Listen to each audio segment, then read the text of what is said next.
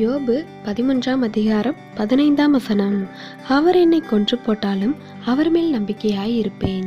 கிறிஸ்துவுக்குள் அன்பானவர்களே, சில தோல்விகள், ஏமாற்றங்கள், இழப்புகள் ஏற்பட்டுவிட்ட நிலையில் நம்மில் அநேகருக்கு அந்த பாரமான கசப்பான சூழ்நிலையை சந்திக்கும் ஆற்றல் இருக்காது. அந்த கடினமான காலத்தை கடந்து செல்ல ஆற்றல் வேண்டும். அப்பொழுது நம்முடைய சுயபலமோ மனித உறவுகளோ நமக்கு அமைதியையும் தைரியத்தையும் தந்துவிடாது.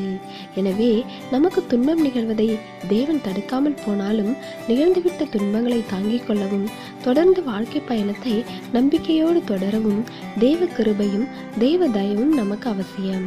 எல்லா நேரங்களை விட நெருக்கடியான சூழலில்தான் கர்த்தரின் ஐக்கியமும் ஆறுதலும் நமக்கு அவசியம்.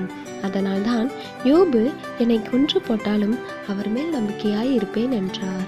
தேவனுடைய கிருபையும் இரக்கமும் நம் அனைவரோடும் இருப்பதாக. ஆமென்.